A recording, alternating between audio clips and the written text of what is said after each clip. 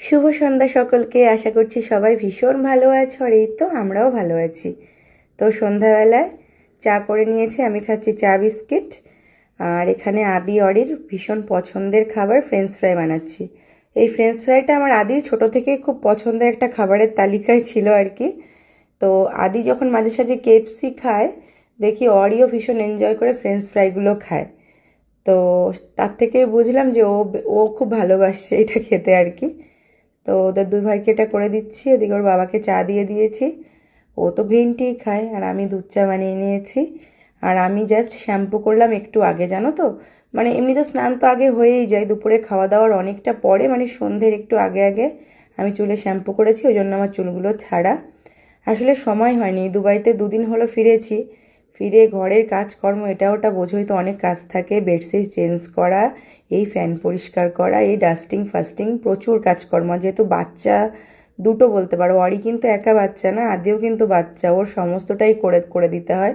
এখনো পর্যন্ত ওকে স্নান করানো, ওর মাথা মোছানো, সমস্ত কিছু আদির করতে হয়। জাস্ট একটা জিনিস ভালো কি, আদিকে শুধু ভাতটা মেখে দিলে আদি খেয়ে নিতে পারে নিজে নিজে, এইটুকু হয়েছে আর কি। বাকিটা ওকে পুরোটাই এখনও ওর সব কিছু করতে হয়। তো দুটো বাচ্চা কাচ্চা নিয়ে সব কিছু সামলে একটু সময় লেগে যায় আর কি সব কিছু সারতে।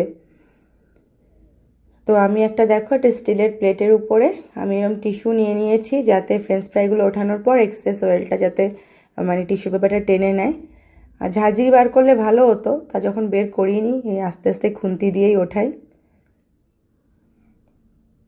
ঝাঁঝরি বের করলে কি হতো, 3-4 বারেই সব উঠে যেত একবারে। একটু ভুল হয়ে গেছে। আর এর মধ্যে আদি 2-3 বার রান্নাঘরে এসেও গেছে, মা কখন হবে। আদির আজকে সারাদিন খুব ভালো গেছে। দুপুরবেলা আদির খুব পছন্দের আজকে এঁচোড় রান্না হয়েছে।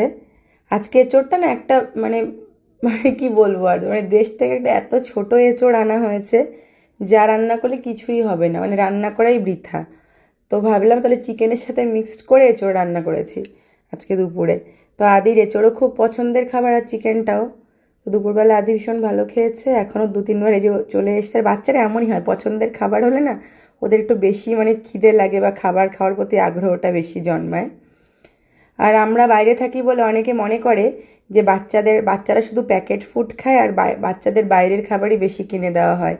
কিন্তু না গো, আমি আমার বাচ্চাদেরকে বাইরের খাবার ভীষণ কম খাওয়াই, মানে ভীষণ থেকে ভীষণ কম। মানে মাসে এমনও হয় না যে আমার আদিকে বাইরে থেকে আমি কোনো খাবার খাওয়াই। বললে অনেকে ভাববে যে কি বলছে, এটা সত্যি। আমরা যা যা করি বেশিরভাগ আমাদের যা আমি বানাই সমস্তটাই আমার মানে হোমমেড হয়। মানে পিৎজা থেকে শুরু করে বার্গার, যেটাই ও খাবে আমি কিন্তু বাড়িতে বানানোর চেষ্টা করি। তো বাইরে ভীষণ কম খাই। 1-1.5 মাস বাদে বাদে হয়তো ওকে একটু কেএফসি কিনে দেওয়া হয়, তাও 2 পিসের একটা কেএফসি ওকে কিনে দেওয়া হয়। যেহেতু এখন ওই কেএফসি টেপসি খেতে না আমাদের একদম ভাল লাগে না। তো ও যেহেতু ছোট, তো ওর তো ভালো লাগবে এসব খাবার খেতে, মুখরোচক খাবার খেতে, ওকে একটু মাঝে সাঝে কিনে দেওয়া হয়। তো এই ছিল আমাদের সন্ধেবেলার ছোট্ট একটা আমাদের পারিবারিক ভিডিও। সবাই ভালো থেকো, সুস্থ থেকো, তোমাদের সাথে দেখা হবে পরবর্তী কোনো ভিডিওতে। শুভরাত্রি।